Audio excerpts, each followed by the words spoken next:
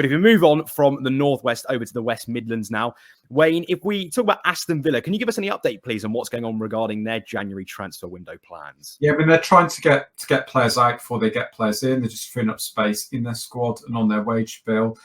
They want to bring in a striker. We've spoken about that on the podcast a few times. They're working very much on that deal, laying the groundwork. They want Duran to go out on loan. He's fallen foul of Emery. He's not had any game time at all, or barely any game time at all this season. He's not seen as a serious contender for first team starting role, and they will loan him out this month. That is very much their plan. They expect to loan him out by the time the window closes. At the moment, AC Milan and Inter Milan are both very interested in taking him for the rest of the season. From what I'm told, AC Milan are the favourites to get him.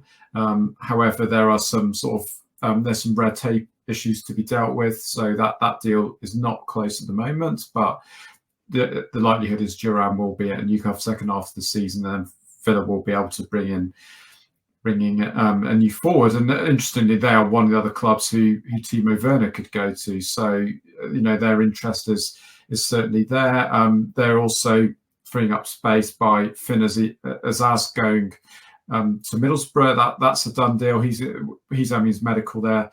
He had his medical there yesterday. Villa accepted a $2 million bid for him. He's been on loan at Plymouth this season. He's done really well for Plymouth, and that'll get some money in for Villa. And there will be lots of young players going out on loan at Villa as well. So they're freeing up some space, and I would certainly expect them to bring in one first-team player, if not two, before the window shuts.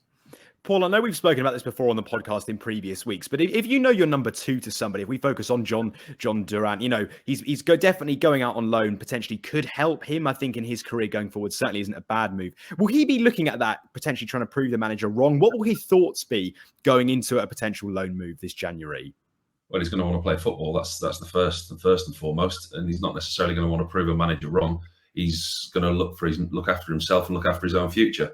Because let's be honest, if a manager's letting you go out on loan in January, you're not really part of his thinking. You're not really part of his squad, unless you're obviously a young player and a young talent wanting to get a lot of football. But I mean, the relationship between him and Emery, it seems to be fractured.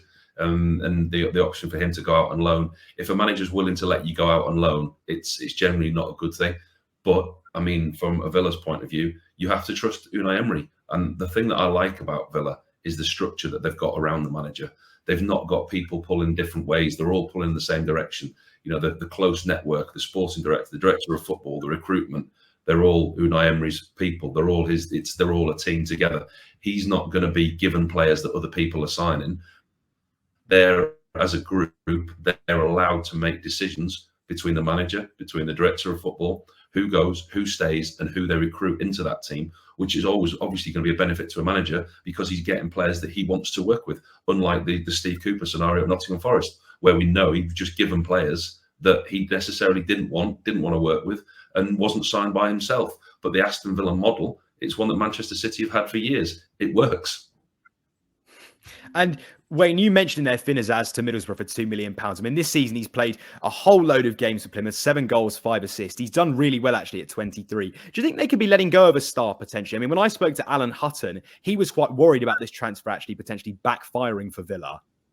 I don't think so, because Villa have moved on beyond that level. I think Azaz has definitely got the potential to play in the Premier League, but he's 23 years old, so he's not super young. If he was 18, 19 with those stats and they're selling him to a Championship club, it might be slightly different. I think the Cameron Archer transfer to Sheffield United was certainly quite different. I mean, some Villa fans didn't like that, although they did get a really good fee for him, 20 million including add-ons. So I mean, 2 million will be the fee for Azaz. So I don't think he's a Villa level player, not where Villa are now. I think they've moved far beyond that. I mean, they're looking at players capable of playing the Champions League for next season. That's where they are now, and that's a completely different level. So they're looking probably at Michael Olise rather than Finn Azaz coming back. So that's where they're getting to. So it's a deal that makes sense. Southampton, we're also very interested. So with Bristol City and Azaz, and they're all Championship clubs. So if he was Premier League level, then he'd be going to a Premier League club, wouldn't he? So I think that makes complete sense. Clubs don't often get these deals wrong. Sorry, Lewis. I mean, Wayne's absolutely right. They sell players of this level and they say, "Oh, could that come back to haunt us?" You know, are we selling a player that could be in our squad? Well, actually, 9 times out of 10, if you're selling a player into the Championship and they do really well, and everyone says, "Oh, look, you shouldn't have sold him for X or whatever you did. Why?"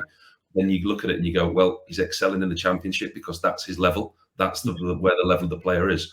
Where as a club as Aston Villa, we're now going on to the next level. We're looking at Champions League players. And player excels elsewhere because they find their level. And I guess that's the insight that we need, really, which is what you can get on this podcast always. So please do go listen back to any previous episodes if you haven't. You've just watched a segment from Football Insider's brand new podcast, The Inside Track, with me, Lewis Pearce, alongside the guests on the show. Thanks very much for tuning in. Please do give the video a like, comment your thoughts on the topic, and feel free to share on your social media pages. If you want to listen to the full podcast episode, click the link in the description below. Keep your eyes peeled for plenty more content and exclusives here on The Inside Track.